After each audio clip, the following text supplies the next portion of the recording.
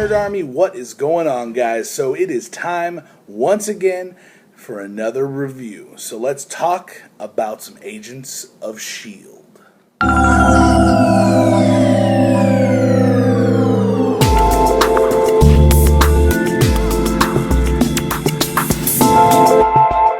So guys, this is going to be my review of Agents of S.H.I.E.L.D. episode number 1, season number 3. I'm really excited for this, guys. I enjoyed season number 2 so much. Season number 3 just couldn't get here fast enough. Now, first off, we start this episode off. Before we start, guys, spoiler alert. Spoilers! But here we go. So we start this episode off with, looks like basically we left the last one, okay? We left the end of the last season. The Terrigen crystals fell into the ocean and they were leaking into the fish and everything. And the fish were being manufactured and made into fish oil tablets. So we knew that this shit was going to spread.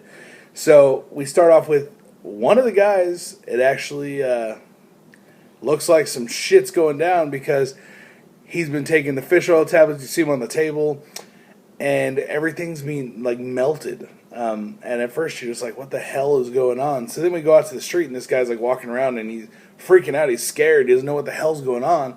He touches this freaking scaffolding. The scaffolding starts to fall because that shit starts melting. So this dude, his power, his name is Joey. His power is he liquefies metal. And he doesn't even have to touch it. He can do it in an area because later in that same scene, these badass military macho jackasses are trying to take him out. And they come near him and he liquefies their guns, like just being scared. He just liquefies their guns. This shit was crazy when I saw it. I was like, holy crap, that is awesome. Now, number 2 I want to talk about, guys, is S.H.I.E.L.D. is going by Daisy. It's official. She's officially Daisy to everyone. The only person out of the whole team that can't seem to fucking understand her name is Daisy is Coulson. Because he had that whole father-daughter thing, and he knew her as Sky, and tracked her as Sky, and all that good stuff. So, she's still Sky to him. He can't get used to it. And, then, one thing that was really awesome from this episode is getting to see Phil Coulson's new plane.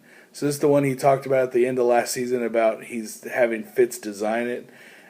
He gave the designs to Fitz. This shit is awesome. Plus, now it can stay in the air for days. It doesn't have to land all the time like a normal plane. This shit is made so it can stay in the air for days at a time, which is really cool, especially for like grab and goes when they need to go fucking track people and they need to be ready to get together real quick and go save a new Inhuman that's discovered, whatever it may be. Also in the episode from the ending of the last season where Bobby takes a bullet to protect her man. She is alive and well, but she's not out in the field yet. She is still recovering. I think she's got a few more weeks left, she said. So she's using her biology degree and helping out in the lab. She's basically covering for Fitz because ever since they found out that Simmons gets sucked into that damn Monolith, he's been trying to hunt down a way to understand it and a way to figure out what the hell it is.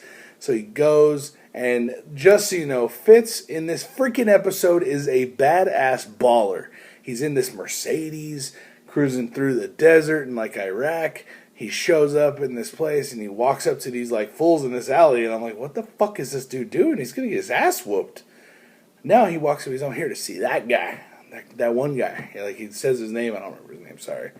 But he's like, I'm here to see him. So he gets in there and they bag his head and they take him in there and he's all, I got to give him what's in this case. So the guy gets Fitz to open up the case after Fitz lays into him and tells him that there is a scroll, like capsule basically, that was found in this one area, and he tracked where the Monolith was held and where that was, and that piece is in this room somewhere, and he's all, I'm going to give you everything in that case as long as you give me that piece. And then he's like, how about you trade it for your life? And the guy pulls a stomach and puts it against his gut, and he's like, no deal. That's it, no deal. He's like, I was like, damn, Fitz is a thug. Jesus Christ. When the fuck did Fitz get testicles like fucking bowling balls?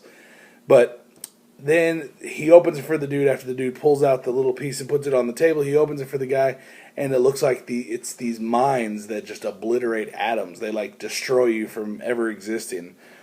So the guy pulls it out and he's like, "Oh yeah, so these destroy everything, right? You won't even know they exist. Let's try it out." So he goes and he holds it up to Fitz, and he presses the button, and it turns out it's like some crazy super strong flashbang. And Fitz closes his eyes, everyone gets flashed. He grabs that shit, he runs, steals the Mercedes that the dude drove him in, and gets the fuck out of there. He gets back to the home base, and he's checking it out, and Phil's like walking around with his cyborg arm, which we get to see, which is awesome. He gets to detach his arm and shit, and it's like a black arm. It's crazy. It's just really awesome that he's not giving up, and he's got a whole new arm. So most likely Fitz designed it for him. But that's not all. So Fitz breaks this tube that he went out there and risked his life to get, thinking that it's going to give him an insight into the monolith. And it doesn't. The paper inside says the word death in Hebrew. So he's like, damn it, this was supposed to be the key. Fuck. Like, basically screwed. And he's freaking out because he can't get Simmons back. And all this happens after he finally musters the damn courage to ask her out. All this shit goes down and she gets sucked into the damn monolith. And no one knows what the fuck just happened. So it's kind of crazy. I mean, Fitz being a baller, badass motherfucker that doesn't care if he dies or not is just nuts to me. And awesome at the same time. One thing that I did notice in this episode that really caught me off guard, and I just started laughing when I saw it. Coulson is standing there talking in the hallway. He's got a Grumpy Cat fucking coffee mug, and I just started fucking falling off the freaking chair laughing because it's Marvel leaning into the meme world, and they're fucking full of memes. So that was really awesome. Another really cool part about this episode that I really liked is Lincoln is now a doctor and practicing medicine and basically left his Inhuman life behind, is trying to have a regular life. And it sounds like Sky's approached him multiple times to help her recruit people, but he said, "Leave me the hell alone." So she goes to try again with Mac. He comes into the room, they shut the door behind him, and they're talking to him, and he's like, "No, I'm leaving." And then he's getting ready to jam out, and Mac's like, "No, you're not leaving until my partner says her piece." And he's like, "You gonna stop me?" Like, they're about to go down. And we already saw from the season finale of last season that Lincoln's a bad motherfucker. He could kill some people, like, real quick. But they're in the hospital doing their thing, and they're talking, trying to convince him to come with them. And they see this dude like start to get like electrocuted, and they're like, "What the hell?" Walks out of the shadows. It's Lash. Now, if you guys don't know who Lash is, holy shit, it was awesome. Lash is an Inhuman that believes that if you're an Inhuman, but you were just brought out by this Terrigen mist that everyone's contracting through fish tablets and water and whatever other way they're getting it, you're not a real Inhuman because you didn't go through the ceremony and become an Inhuman properly, and you weren't selected for the Terrigenesis. So what he believes is that they're abominations. So he's taking it upon himself to go kill every one of them. At least that's his story in the comics. We haven't fully got his story in the show, but it looks like he's after Lincoln. And maybe Sky. It didn't really say, but Sky technically went through like the correct way. They got locked in a little room with the Terrigenesis crystal and becomes. But Lincoln, we don't know if that's how it happened for him. I don't think it was ever said. But Lash attacking was definitely really, really cool because then we see Lincoln and Sky just laying into this fucking guy. And you know what's happening? Nothing. This dude's just like walking through it like a fucking champ. I'm like, oh god, Lash is a freaking boss, man. You're getting electrocuted like millions of volts because Lincoln's pissed and he just keeps increasing it.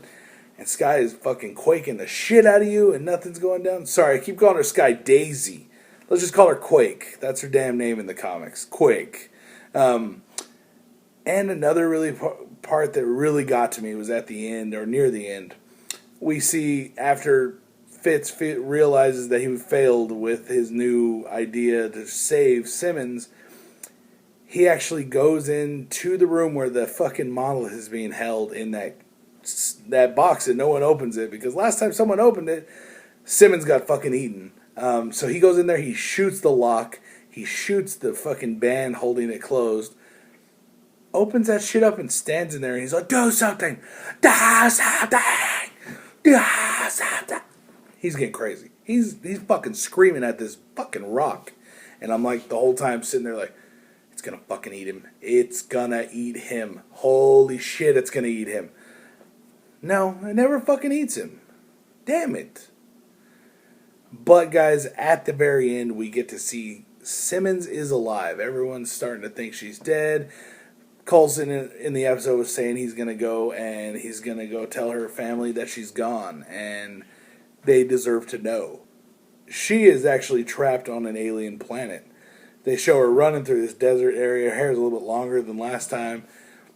Like she's been there this whole time, and she peeks out around the fucking rock she's standing in front of, and there's a huge planet with like a little moon and then another planet behind it. I was like, oh shit, she's crazy out on the other end of the damn universe.